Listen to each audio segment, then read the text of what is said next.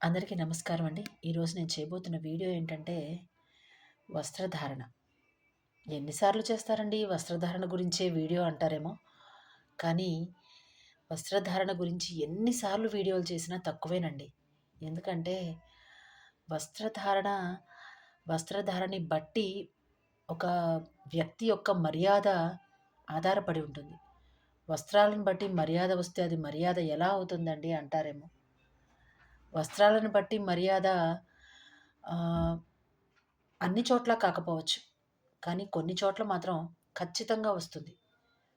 ఇంకా ముఖ్యంగా స్త్రీల విషయానికొస్తే, ఈ వస్త్రధారణ మీద ఎన్ని వీడియోలు చేసినా తక్కువేనండి. ఎందుకంటే ఇప్పటి ఆడపిల్లల సంగతి ఎలా ఉన్నా, మహిళలు చాలా ఎంత అసభ్యకరమైన ఒక వస్త్రధారణ ఉందంటే, అది ఆడవాళ్ళ తప్పు అని అనడం కన్నా, వాటిల్ని విండో షాపింగ్‌లో చూపించే వాళ్ళ తప్పు కూడా కొంత ఉందండి. 20% వాళ్ళ తప్పైతే 80% కాదు. ఒక 60% లేడీస్ తప్పు కూడా ఉంది. ఎందుకంటే చూసిన ప్రతిదీ కొనడము, కొన్న ప్రతిదాన్ని ధారణ చేయడము, ధరించిన ప్రతిదాన్ని అందరి యొక్క ఆకర్షణ కావాలి అనుకోవడము తప్పండి. ఎందుకంటే ఇప్పుడు ఏదైనా ఒక విషయాన్ని మనము ఏదైనా ఒక వస్తువుని కావచ్చు, ఏదైనా ఒక ఆభరణాన్ని కావచ్చు మనం ధరిస్తే ఖచ్చితంగా ఎవరో ఒకళ్ళ అటెన్షన్ కావాలని కోరుకుంటాము. మనమే కాదు, ప్రతి ఒక్కళ్ళు ఎవరో ఒక అటెన్షన్ కావాలని కోరుకుంటారు. కానీ ఆ అటెన్షన్ ఇంట్లో పిల్లలదో లేకపోతే ఆ ఇంటి యజమాని అయిన భర్తదో అయితే పర్వాలేదు. అంతవరకు ఓకే. లేదు, ఆహ్, ఎవరైతే మహిళలు ఉన్నారో వాళ్ళ స్నేహితుల వరకు పర్వాలేదు.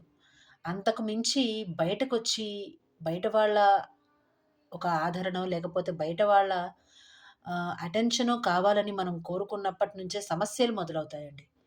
బట్టల వల్లో, ఆభరణాల వల్లో సమస్యలా అంటే కాదు. మనం కోరుకునే అటెన్షన్ వల్ల సమస్యలు మొదలవుతాయి. అటెన్షన్ అనేది మనము అడగాల్సిన అవసరం లేదు. దానంతట అదే పుట్టాలి. అటెన్షన్ అయినా, మర్యాదైనా, విలువైనా ఏదైనా దానంతట అది పుడితేనే సంతోషంగా ఉంటుంది. ఇచ్చేవాళ్ళకి వాల్యూ ఉంటుంది. పుచ్చుకునే వాళ్ళకి వాల్యూ ఉంటుంది. ఆ అటెన్షన్ కోరి మనము మన వస్త్రధారణని లేకపోతే మన అపియరెన్స్‌ని మార్చుకుంటూ ఎప్పుడైతే వెళ్తూ ఉంటామో, అది సభ్యతగా ఉంటే పర్వాలేదు. అసభ్యకరమైన వ్యాఖ్యలని కురిపించే విధంగా ఉంటే అది తప్పే కదండీ! అటువంటి పనులు దయచేసి మహిళలు చేసి, ఇంట్లో ఉండే ఆడపిల్లలు చేయడానికి కారణం మనం కాకూడదు. ఎందుకంటే జనరల్‌గా మహిళ అంటే చాలా ఓపికగా ఉంటూ ఉంటారని మనము చెప్పుకున్న విషయమే. చాలామంది పెద్దలు కూడా చెప్పిన విషయమే. మనము విన్న విషయాలే. మన అమ్మలు, అమ్మమ్మలు ఇలా అందరూ కూడాను మనకి నేర్పి పంపిన విషయమే. కానీ అటెన్షన్ అనేది మన ఇంట్లో వరకు ఉండాలండి. బయటకి వెళ్ళకూడదు. ఎందుకంటే మనము బిహేవ్ చేసే దాన్ని బట్టే ఎదుటి వాళ్ళ అంచనాలు, ఎదుటి వాళ్ళ ఆహ్, కార్యాలు ఉంటాయి. ఎందుకంటే గనక ఇప్పుడు మనం చెప్పుకున్నట్లే మనం ఎన్నో వీడియోల్లో చెప్పుకుంటూ ఉన్నాము. ఆహ్, కర్మకి ప్రతిఫలం, యాక్షన్‌కి రియాక్షన్ ఉంటుంది కదండీ! యాక్షన్ ఏదైనా గానీ, మనము సరైన యాక్షన్‌ని చేస్తే మనకి రియాక్షన్ కూడా సరిగ్గా వస్తుంది. లేదు, మనకి సరైన రియాక్షన్ రాలేదు అంటే ఆహ్, దానిలో ఏదైనా పొరపాట్లుంటే రాలేదని మనం అనుకోవచ్చు. లేదు, మనం ఏదైనా తప్పులు చేస్తే గనక రియాక్షన్ కూడా రాలేదని మనం అనుకోవచ్చు. లేదు, ఇంకొంచెం కష్టపడాల్సింది ఉంటే గనక రియాక్షన్ మంచి రిజల్ట్ రాలేదని మనం అనుకోవచ్చు. మరి ఆన్సర్ ఇందులోనే ఉన్నప్పుడు మరి ఇంకెక్కడికో అటెన్షన్ కొరకు మనం వెళ్ళడం అనేది ఎంతవరకు నిజమండి? ఇప్పుడు ఇంకా చెప్పాలంటే, ఇప్పుడు చాలామంది వైరల్ కూడా అవుతున్నారు. ఆ విషయాలు మనం పక్కన పెట్టేద్దాము. ఎందుకంటే, అలాంటి విషయాలను మనం మాట్లాడుకోవాల్సిన అవసరం లేదు. ఎందుకంటే, ఇప్పటికే పెద్దలు చాలా మంది మాట్లాడారు. కానీ, ఆ విషయాల గురించి మనం మాట్లాడొద్దు. గట్టిగా మాట్లాడితే గనక, ఇప్పుడు ఆడపిల్లని భూమాతగా అంటారు. భూదేవిగా చెప్తారు. క్షేత్రంగా చెప్తారు. ఆ క్షేత్రము అనేది ఎందుకు చెప్తారు అంటే గనక, ఒక విత్తనం వేస్తే ఆ ఒక క్షేత్రంలో ఎప్పుడైనా దానిలో నుంచి ఒక ఒక మొక్క విడుదల కావచ్చు. అది మహావృక్షంలా మారచ్చు. కానీ ఎలాంటి విత్తనము నాటకుండానే నీరు పడితే చాలు గడ్డి మొలుస్తుంది. అది మొలవాలన్నా నీరు పడాలి. లేకపోతే ఎండ పడాలి. ఇవన్నీ పడాలి. ఎంతో ఓపికగా భూమాత అన్నింటినీ భరిస్తుంది. ఎంతో నాశనాలు, ఎన్నో వినాశనాలు మనిషి చేస్తున్నా భరిస్తుంది. అంత గొప్ప విశాలమైన ఒక స్థితి కలిగిన భూమాతతో పోల్చిన ఆడపిల్ల ఎంత మర్యాదగా ఉంటే అంత ఆడపిల్ల పట్ల గౌరవం పెరుగుతుంది. ఏంటండి అందరూ ఇదే చెప్తున్నారు.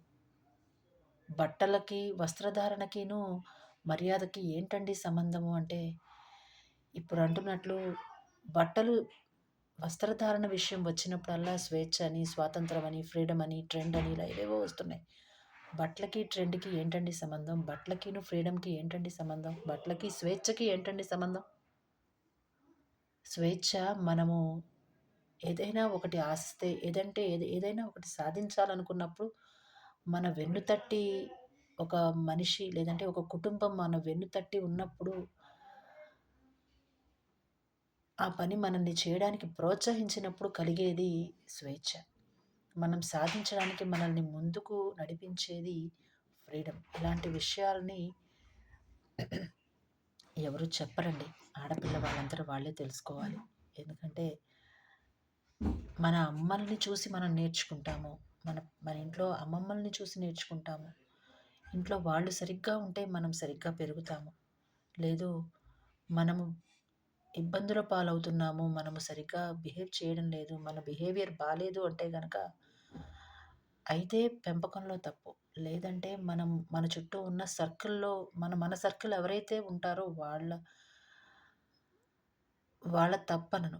మనం వాళ్ళతో ఉండడం మూలాన మన మైండ్‌లో పుట్టిన కొన్ని ఆలోచనలు. తప్పు కాదండి.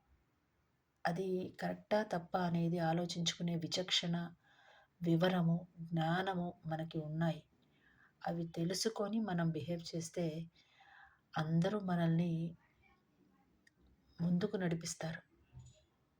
చేయూతనిస్తారు. అదే మన ప్రవర్తన నలుగురిని నాశనం చేసే విధంగానో, లేకపోతే నలుగురిని రెచ్చగొట్టే రకంగానో ఉంటే దాన్ని కనీసం మన ఇంట్లో వాళ్ళే హర్షించరు. ఇంట్లో వాళ్ళు చెప్పలేకపోవచ్చు. మనవాళ్లే కదా అని చెప్పలేకపోవచ్చు. కానీ అలా చెప్పకపోతే మాత్రము మనకే నష్టము. ఆ విషయం అందరూ తెలుసుకోవాలండి. ఈ రోజుకి ఇంతేనండి. నమస్కారం.